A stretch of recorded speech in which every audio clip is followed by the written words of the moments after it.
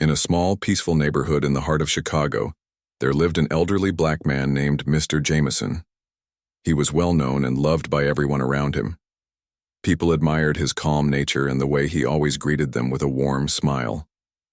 Every morning he would water his little garden filled with roses and sunflowers, humming old tunes that reminded him of his younger days. Neighbors often stopped by to chat, asking for advice or simply sharing stories. To them, Mr. Jameson wasn't just a friendly face. He was a pillar of wisdom and kindness. But one evening, everything changed. The sky was painted orange as the sun began to set, casting long shadows across the streets. Mr. Jameson sat on his porch, enjoying the cool breeze after a long day. His mind wandered as he watched children playing in the distance, their laughter filling the air. It was then that two bright headlights suddenly lit up his yard.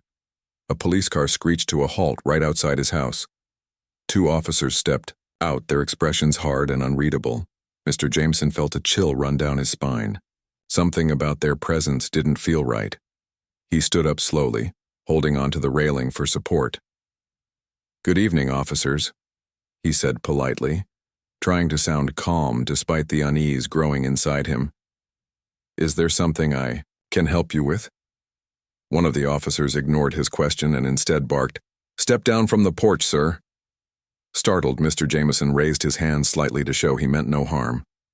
"What is this about?" he asked again, his voice trembling now. The second officer glared at him. "We've received reports about suspicious activity involving you," he said coldly. Suspicious activity? Mr. Jameson couldn't believe what he was hearing. He hadn't done anything wrong.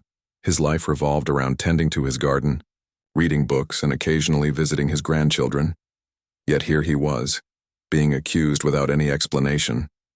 Before he could say another word, the officers grabbed his arms roughly and forced him into handcuffs. Pain shot through his wrists as they tightened the metal restraints. Across the street, Mrs. Henderson peeked through her curtains, horrified by what she saw. She had known Mr. Jameson for years and couldn't understand why these officers were treating him so harshly. As they shoved him into the back seat of the patrol car, tears welled up in her eyes. She wanted to intervene, to shout and demand answers, but fear held her back. Instead, she watched helplessly as the car sped away, leaving behind only silence and confusion. At the station, things went from bad to worse. The officers refused to explain why Mr. Jameson had been arrested. They led him to a small, dimly lit room where he was made to sit on a cold metal chair. His heart raced as they began questioning him aggressively. "Where were you last night?" one of them demanded. "Do you know anyone involved in illegal activities?" Their questions came fast and sharp, designed not to find answers but to intimidate. Mr. Jameson tried to stay composed. "I don't know what you're talking about," he replied firmly. "I'm just an old man living quietly." His words fell on deaf ears. The officers exchanged smirks, clearly dismissing his protests. One of them leaned closer, his tone mocking. "Save it for someone who cares," he sneered. Those words cut deep, leaving Mr. Jameson feeling powerless and humiliated. He sat there silently, replaying the events in his mind. Why was this happening to him? Was it because of the color of his skin? He thought about his family, his friends, and how they would react when they found out. Would anyone believe him? Hours passed and exhaustion started to take its toll. Just when he thought he couldn't endure another moment, a desk sergeant approached him. "You get one phone call," the man said gruffly, handing over a dusty old telephone. Most people in his situation would have called a family member or a lawyer, but Mr. Jameson knew exactly whom to reach out to. With shaking hands, he dialed a number few people outside his close circle even knew existed. After a few rings, a familiar voice answered. "Hello?" Taking a deep breath, Mr. Jameson spoke softly but clearly. "Your Honor, I need your help." On the other end of the line was Judge Evelyn Carter, a highly respected figure in the state's high court and also Mr. Jameson's goddaughter. Growing up, Evelyn had spent countless summers at his home, learning life lessons that shaped her into the strong, principled woman she was today. Hearing her godfather's distressed voice sent shockwaves through her. "Uncle Jameson, what's wrong?" she asked urgently. He explained everything, the arrest, the accusations, the mistreatment at the station. "I didn't do anything wrong, Evelyn," he said, his voice breaking. "I need you to make them see the truth." Judge Carter listened intently, her jaw tightening with anger. This wasn't just an injustice against her godfather. It was a reflection of a much larger problem. Without hesitation, she sprang into action.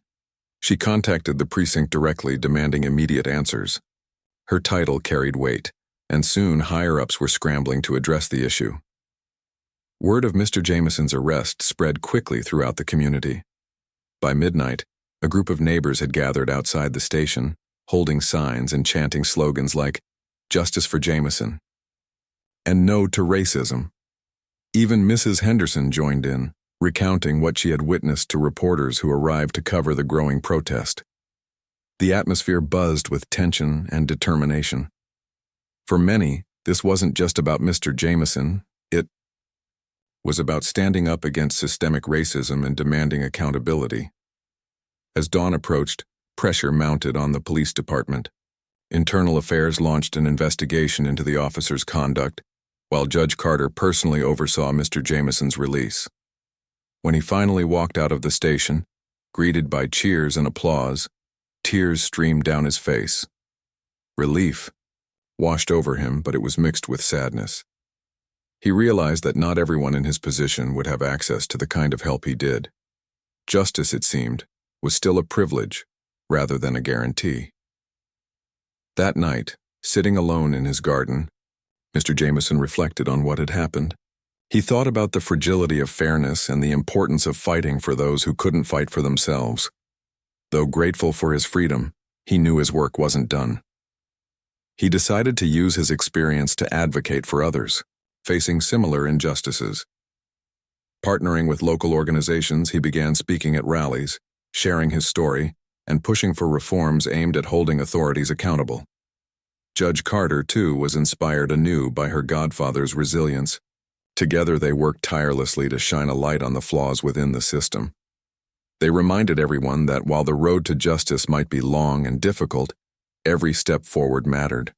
And so Mr. Jameson's story became more than just a tale of wrongful arrest. It became a symbol of hope, courage, and the enduring pursuit of equality in a world still striving to overcome its imperfections.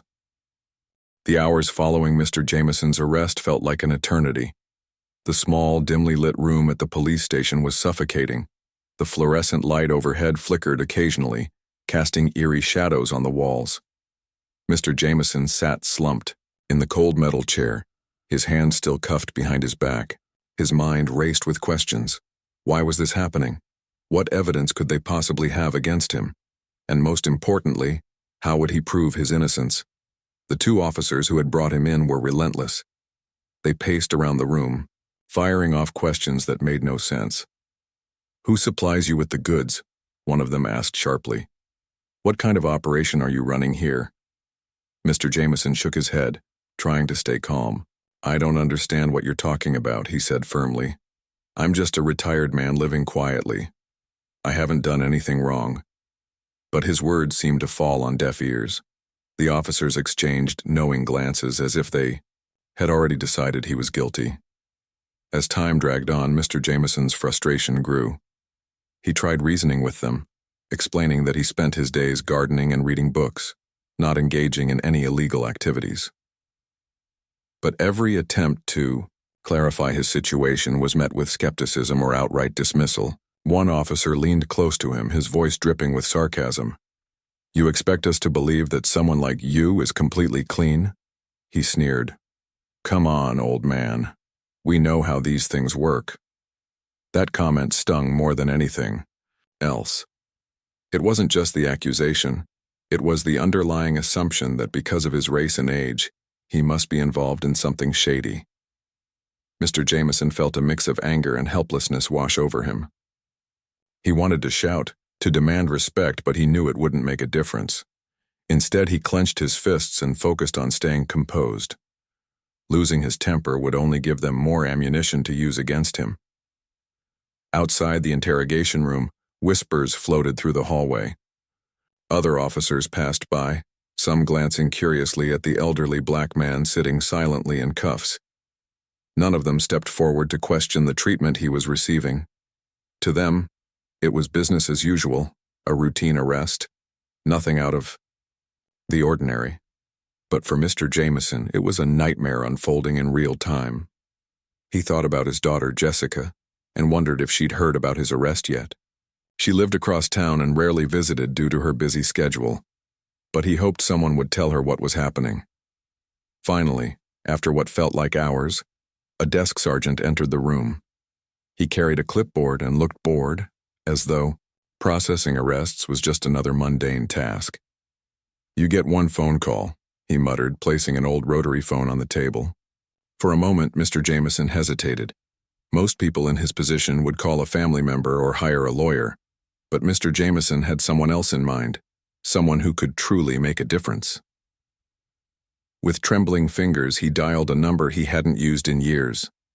Each ring echoed loudly in the quiet room, heightening his anxiety. Then finally, a familiar voice answered. "Hello?" It was Judge Evelyn Carter, his goddaughter. From the moment she picked up the phone, Mr. Jameson felt a glimmer of hope. Evelyn had grown up under his care during summers when her parents worked long hours. He had taught her valuable lessons about fairness, integrity, and resilience. Now, decades later, she was a respected figure in the state's high court system. "Evelyn," Mr. Jameson began, his voice shaky but determined. "I need your help." Hearing the distress in his tone, Evelyn immediately became alert. "Uncle Jameson, what's wrong?" she asked urgently. Over the next few minutes, Mr. Jameson explained everything: the sudden arrest, the baseless accusations, the mistreatment at the station. "They won't listen to me," he said, his voice cracking. "I don't know what to do." Evelyn listened intently, her heart pounding with both anger and concern. This wasn't just an isolated incident. It was symptomatic of a much larger issue. Racism and prejudice still plagued the justice system, and her godfather was now caught in its web. Determined to act, she assured him, "Don't worry, Uncle Jameson, I'll take care of this." As soon as the call ended, Evelyn sprang into action. She contacted the precinct directly, demanding answers. Her authority carried weight, and within minutes, higher-ranking officials were scrambling to address the situation. Meanwhile, news of Mr. Jameson's arrest spread quickly throughout the neighborhood. Neighbors who had witnessed the ordeal gathered outside the station, holding signs and chanting slogans like "Free Mr. Jameson" and "Justice for All." Mrs. Henderson, the woman who had seen the arrest from her window, stood at the front of the crowd, recounting what she had seen to anyone who would listen. Reporters arrived soon after, capturing footage of the growing protest. The atmosphere buzzed with tension and determination. For many, this wasn't just about Mr. Jameson. It was about standing up against systemic racism and demanding accountability. Back inside the station, pressure mounted on the officers involved. Internal Affairs launched an investigation into their conduct, while Judge Carter personally oversaw Mr. Jameson's release. When he finally walked out of the building, greeted by cheers and applause, tears streamed down his face. Relief washed over him, but it was mixed with sadness. He realized that not everyone in his position would have access to the kind of help he did. Justice, it seemed, was still a privilege rather than a guarantee. That night, sitting alone in his garden, Mr. Jameson reflected on what had happened. He thought about the fragility of fairness and the importance of fighting for those who couldn't fight for themselves. Though grateful for his freedom, he knew his work wasn't done. He decided to use his experience to advocate for others facing similar injustices. Partnering with local organizations, he began speaking at rallies, sharing his story, and pushing for reforms aimed at holding authorities accountable. Judge Carter, too, was inspired anew by her godfather's resilience. Together, they worked tirelessly to shine a light on the flaws within the system. They reminded everyone that while the road to justice might be long and difficult, every step forward mattered. And so, Mr. Jameson's story became more than just a tale of wrongful arrest. It became a symbol of hope, courage, and the enduring pursuit of equality in a world still striving to overcome its imperfections. Even months later, the memory of that night lingered in Mr. Jameson's mind. He often found himself staring at the phone on his kitchen counter, thinking about the single call that had changed everything. It wasn't just luck or chance. It was the power of connection, courage, and the unwavering belief that justice should belong to everyone, regardless of their background. When Judge Evelyn Carter hung up the phone after speaking with Mr. Jameson, her mind was ablaze with anger and determination. She had always admired her godfather for his wisdom, patience, and quiet strength, but hearing the fear in his voice shook her deeply. This wasn't just a personal matter. It was a glaring example of the systemic racism that still plagued society. And Evelyn, as a judge and advocate for justice, knew she couldn't stand by and let it go unchallenged. Without wasting a moment, Evelyn picked up her phone and dialed the number of the police precinct where Mr. Jameson was being held. Her tone was sharp and commanding when the officer on duty answered. "This is Judge Evelyn Carter," she said firmly. "I want to know why an elderly man, a respected member of this community, is currently in your custody without proper explanation." The officer on the other end hesitated, clearly caught off guard by her authority. After a brief pause, he stammered, "Ma'am, we're investigating allegations against him. We'll need time." Evelyn cut him off. "Time? You've already detained him for hours without evidence or due process. That's unacceptable. I'm demanding immediate answers, or I'll escalate this to the highest levels of oversight." Her words carried weight. Everyone in the department knew who she was and the influence she wielded. Within minutes, higher-ranking officials were scrambling to address the situation. A sergeant rushed into the interrogation room where Mr. Jameson sat looking exhausted and defeated. "Sir," the sergeant said gruffly, unlocking the handcuffs, "you're free to go." Mr. Jameson blinked in disbelief. Had it really been that simple? He wanted to ask questions, to demand an apology, but all he could manage was a weak nod. As he walked out of the station, the scene outside took him completely by surprise. Dozens of neighbors had gathered, holding signs and chanting slogans like "Justice for Jameson" and "End police brutality." Mrs. Henderson stood at the front of the crowd, tears streaming down her face as she waved frantically at him. Reporters surrounded him, shoving microphones in his direction and firing off questions about his ordeal. For a moment, Mr. Jameson felt overwhelmed. He hadn't expected such support from his community. But amidst the chaos, one thing became clear. This wasn't just about him anymore. His arrest had struck a nerve, highlighting the deep-seated issues of racial profiling and discrimination that many people face daily.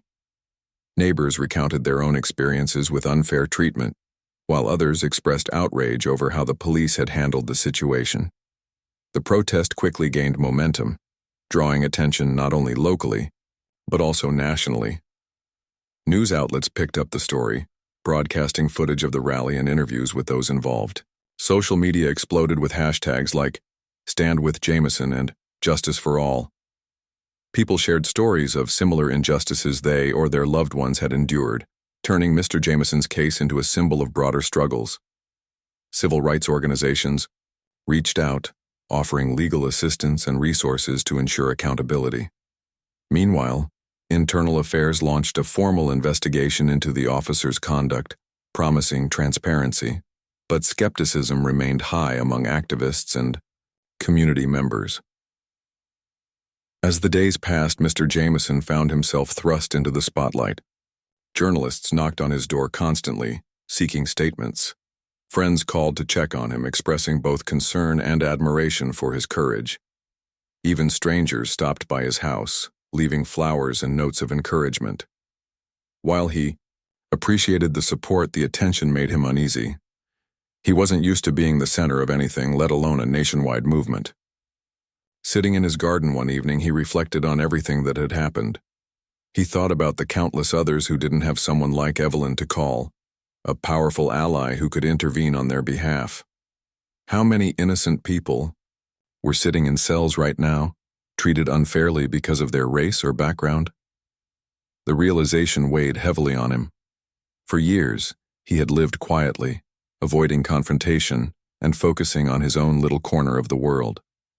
But now he understood that silence wasn't an option, not when so much was at stake. Determined to make a difference, Mr. Jameson decided to use his platform to speak out. He partnered with local civil rights groups, attending rallies and sharing his story with anyone willing to listen. At first, public speaking terrified him.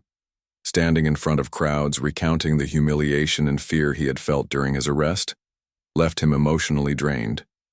But each time he spoke, he saw the impact his words had. People nodded in agreement, clapped in solidarity, and shared their own stories of injustice. Slowly, he began to find his voice.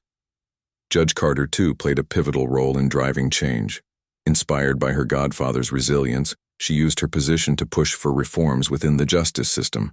She wrote op-eds, gave interviews, and advocated for policies aimed at increasing accountability and reducing bias in law enforcement. Together, she and Mr. Jameson became a formidable team, working tirelessly to shine a light on the flaws in the system. Their efforts sparked conversations across the country, prompting lawmakers to take action. But despite the progress, challenges remained. Some critics dismissed Mr. Jameson's case as an isolated incident, arguing that it didn't reflect broader issues. Others accused him of exaggerating the severity of what had happened. These criticisms stung, but they only strengthened his resolve. He knew the truth, and so did the thousands of people who continued to rally behind him. Change wouldn't come overnight, but every step forward mattered. Months later, as he tended to his garden on a sunny afternoon, Mr. Jameson paused to look at the roses blooming brightly against the fence. They reminded him of hope, delicate, yet resilient, capable of thriving even in difficult conditions.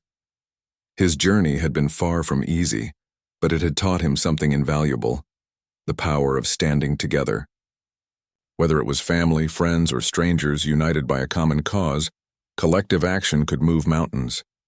And so, Mr. Jameson's story evolved beyond a tale of wrongful arrest. It became a beacon of inspiration, a reminder that even in the face of injustice, courage and unity could pave the way for meaningful change. For him, the fight was far from over. But with each passing day, he grew more determined to keep pushing forward, for himself, for his community, and for future generations who deserved a fairer, more equitable world. The days following Mr. Jameson's release were a whirlwind of emotions. While he was grateful to be free, the weight of what had happened lingered heavily on his shoulders. Every morning as he watered his garden or sipped coffee on the porch, memories of that night came rushing back. The harsh words from the officers, the cold metal cuffs cutting into his wrists, and the feeling of helplessness that had nearly overwhelmed him. But amidst those painful recollections, there was also a spark of determination growing inside him. He realized that his experience wasn't just about him. It was part of a much larger story. A story of systemic racism, inequality, and the fight for justice. As news of his arrest spread, so did the outrage. Social media platforms buzzed with discussions. Hashtags like Justice for Jameson and End Racial Profiling trended nationwide, and activists rallied around his case. Civil rights organizations reached out, offering legal support and resources to ensure accountability. Reporters continued to camp outside his house, eager for updates, but Mr. Jameson initially avoided them. He wasn't ready to face the world yet. Instead, he spent hours in his garden, finding solace among the flowers and plants that had always brought him peace. Yet even there, he couldn't escape the reality of what was happening around him. One afternoon, while pruning his roses, he heard a knock at the door. It was Mrs. Henderson, the neighbor who had witnessed his arrest. She carried a tray of homemade cookies and wore a look of deep concern. "Mr. Jameson," she said softly, "I'm so sorry this happened to you. I've been thinking about you nonstop." Her kindness touched him deeply. They sat together on the porch, sharing stories and reflecting on the events of the past week. Mrs. Henderson revealed how guilty she felt for not stepping in when the officers arrived. "I should have done something," she admitted, her voice trembling. "But I was scared." Mr. Jameson placed a reassuring hand on hers. "You're here now, and that means a lot," he told her gently. Their conversation reminded him of the importance of community, of standing together during difficult times. Over the next few days, more neighbors stopped by to express their support. Some shared their own experiences of discrimination, while others simply offered words of encouragement. Slowly, Mr. Jameson began to feel less alone. The outpouring of love and solidarity gave him strength, fueling his desire to turn his pain into purpose. Judge Evelyn Carter remained a constant presence throughout this period.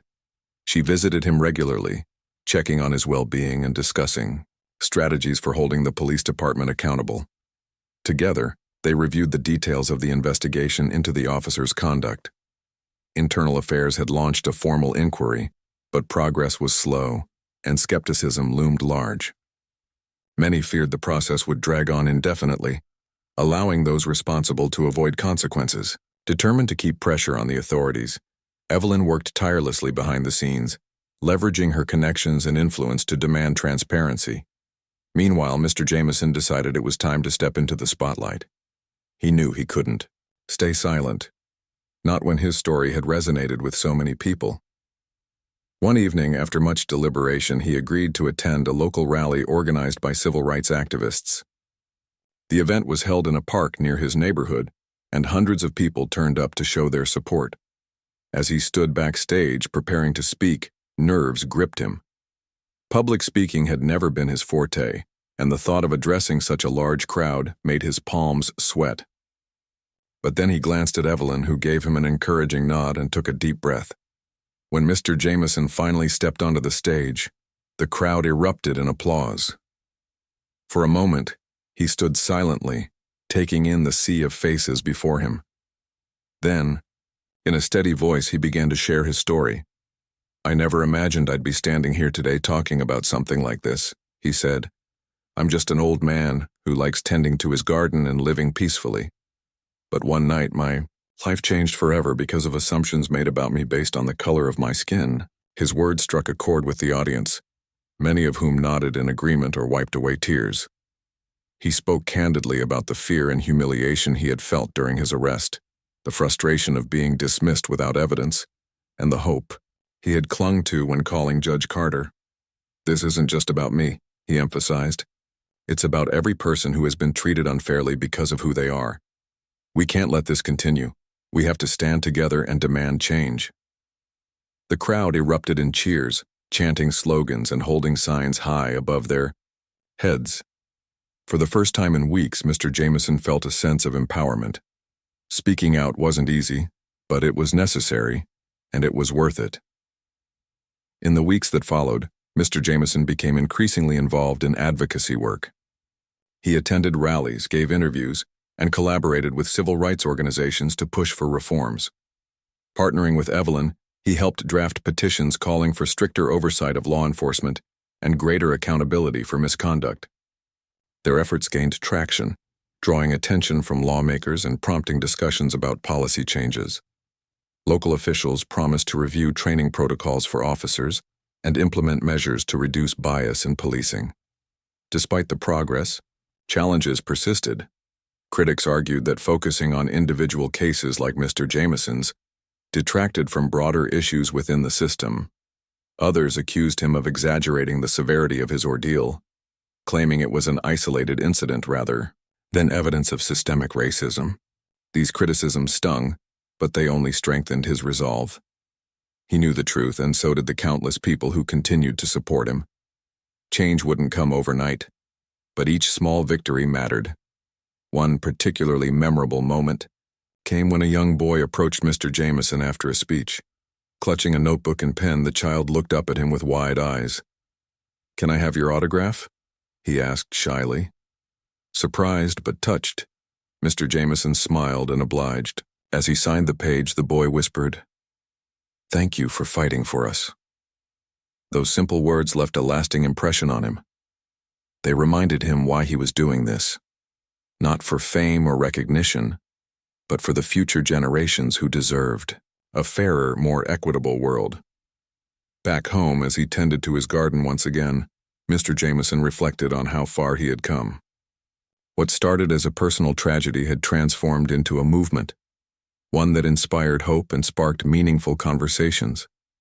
The road ahead was long, and obstacles remained, but he was no longer afraid. With the support of his community, his goddaughter Evelyn, and countless strangers who believed in his cause, he knew he could make a difference. And so he vowed to keep pushing forward, for himself, for his neighbors, and for everyone who deserved justice.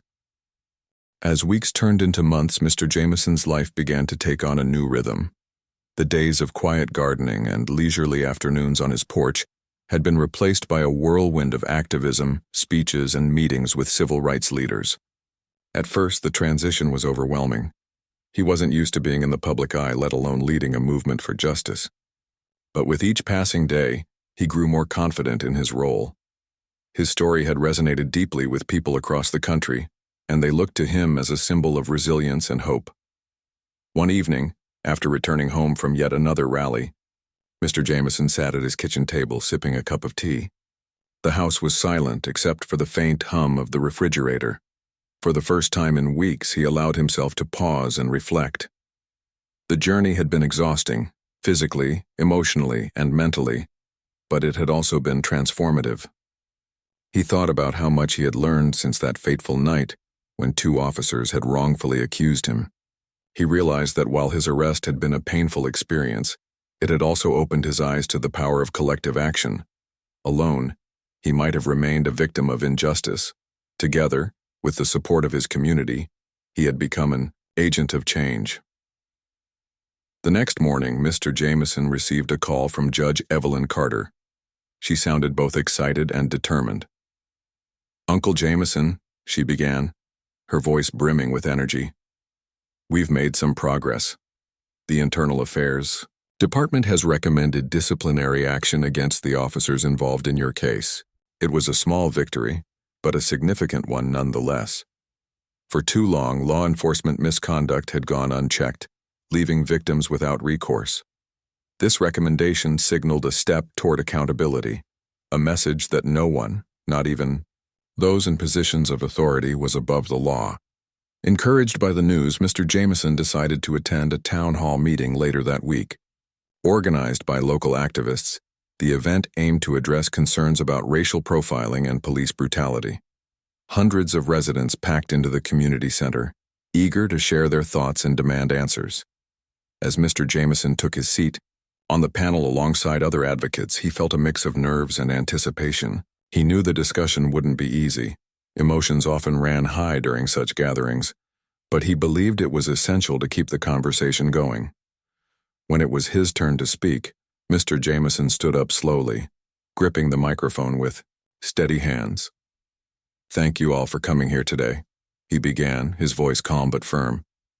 "I know many of you are frustrated, angry, and tired of seeing injustice go unpunished. I feel the same way. But I want you to remember something. Our voices matter. When we come together, we can create change." He went on to recount his own experience, emphasizing the importance of holding authorities accountable and pushing for reforms. The audience listened intently, nodding in agreement and occasionally erupting in applause.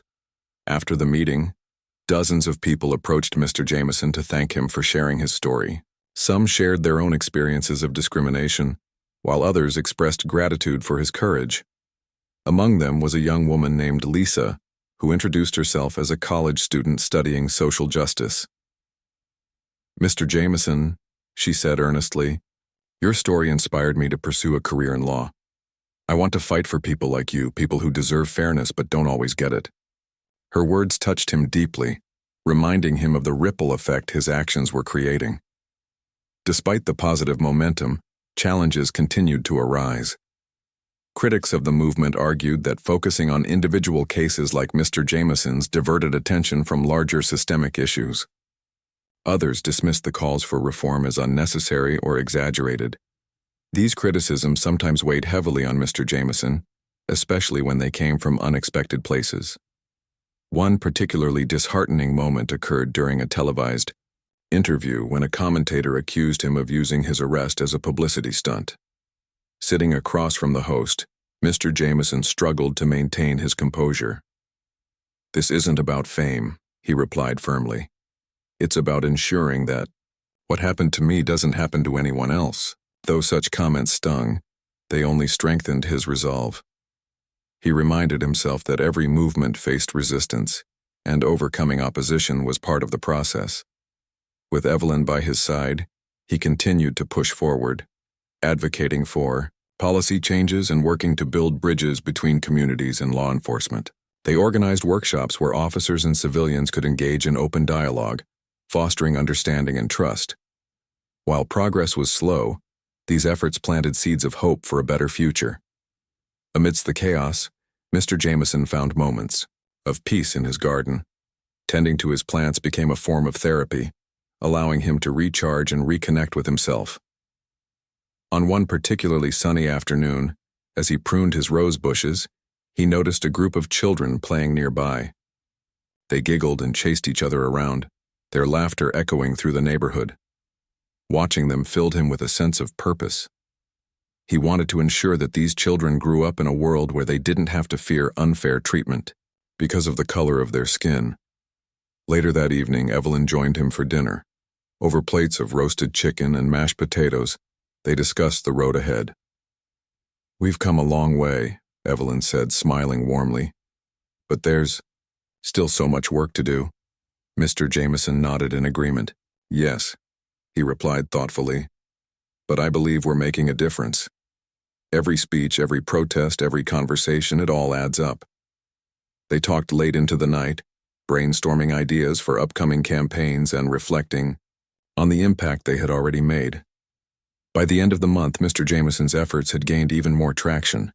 A documentary filmmaker approached him, proposing to make a film about his story and its broader implications. Activists invited him to speak at national conferences, amplifying his message to wider audiences.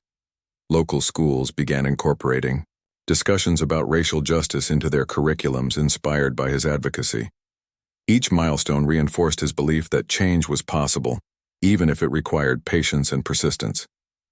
As he drifted off to sleep one night, Mr. Jameson thought about the journey ahead. There would undoubtedly be more obstacles, more setbacks, and more moments of doubt.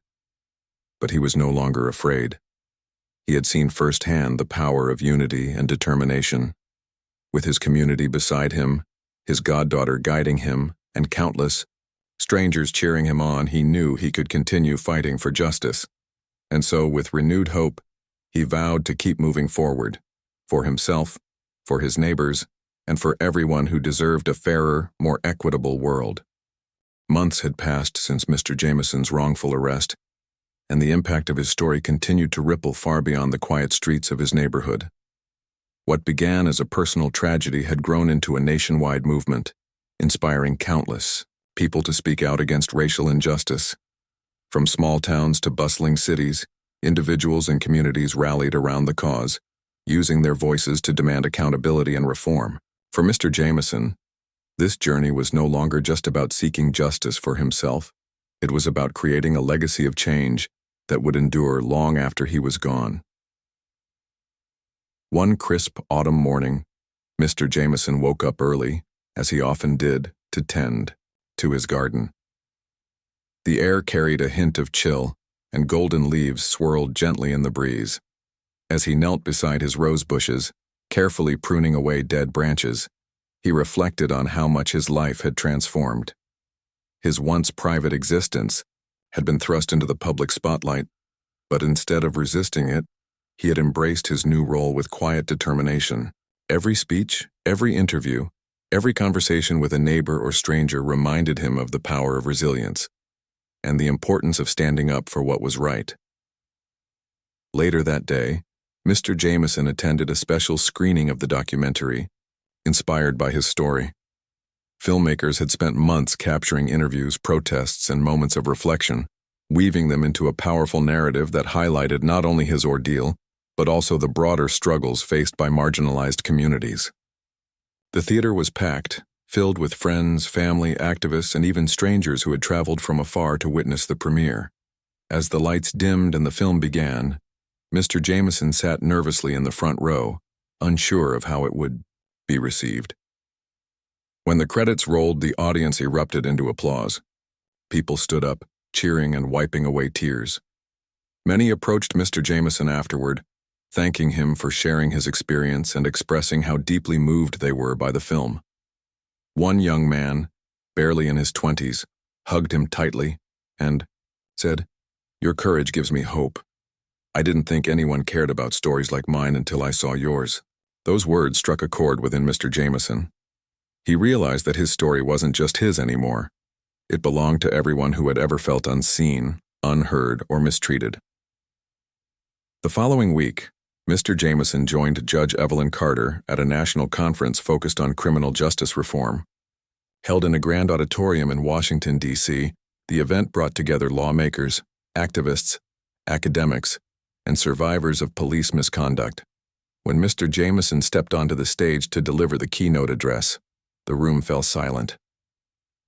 Hundreds of eyes were fixed on him, waiting to hear what he had to say. Taking a deep breath, he began to speak. "Good afternoon," he said, his voice steady and clear. "I never imagined I'd stand here today speaking to so many incredible people who share my dream of a fairer world. But here we are, united by a common goal: justice." He went on to recount his arrest, the fear and humiliation he had endured, and the overwhelming support he had received from his community. "What happened to me wasn't unique," he emphasized. "It happens to thousands of people every day, people whose names you may never know, whose faces you may never see. But their pain is real, and their voices deserve to be heard." He spoke. The audience hung on his every word. Some nodded in agreement while others scribbled notes or snapped photos. By the time he concluded with a call to action, urging everyone to keep pushing for systemic change, the crowd was on its feet, giving him a standing ovation.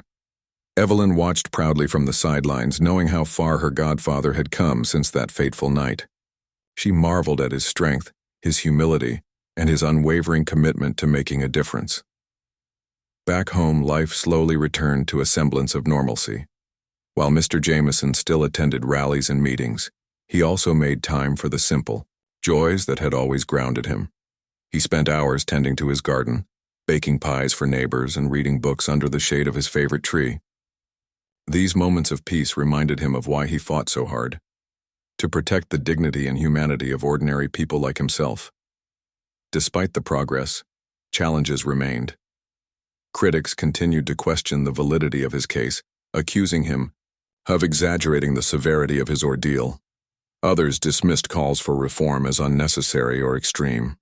But Mr. Jameson refused to let negativity deter him.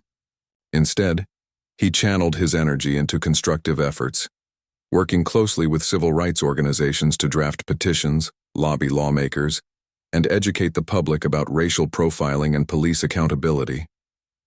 One particularly memorable moment came when a local school invited him to speak to students. Standing before a classroom of eager faces, Mr. Jameson shared his story in simple terms they could understand. "Sometimes life isn't fair," he told them, "but when it isn't, we have two choices: stay silent or speak up. Speaking up isn't always easy, but it's the only way things can get better." Afterward, the children surrounded him, asking questions and sharing their own dreams of making the world a kinder place. Their enthusiasm renewed his faith in the future. By the end of the year, tangible changes began to take shape. Lawmakers introduced legislation aimed at increasing oversight of law enforcement and addressing racial bias in policing. Training programs were implemented to teach officers about cultural sensitivity and de-escalation techniques. Community leaders established forums where residents could openly discuss concerns and build trust with authorities. While these measures weren't perfect, they represented meaningful steps toward progress. On New Year's Eve, Mr. Jameson hosted a small gathering at his home. Friends, family, and neighbors gathered in his cozy living room, sipping hot cocoa and exchanging stories. As fireworks lit up the sky outside, Evelyn raised a toast. "To Uncle Jameson," she said, smiling warmly, "for showing us that even in the darkest moments there's always light, and that together we can create a brighter tomorrow." Tears welled up in Mr. Jameson's eyes as he looked around the room. He thought about the journey he had been, on the hardships, the triumphs, the friendships forged along the way. Above all, he thought about the countless people who had joined him in the fight for justice. They weren't just fighting for him. They were fighting for each other, for their families, and for generations yet to come. As the clock struck midnight, signaling the start of a new year, Mr. Jameson stepped outside to gaze at the stars. The cool night air filled his lungs and a sense of peace washed over him. He knew the road ahead wouldn't be easy. There would be more battles to fight, more hearts and minds to change. But he also knew that he wasn't alone. Together, with his community and allies, he had proven that courage and unity could overcome even the greatest odds. And so, with hope in his heart and purpose in his soul, Mr. Jameson vowed to keep moving forward, for justice, for equality, and for the belief that a better world was possible.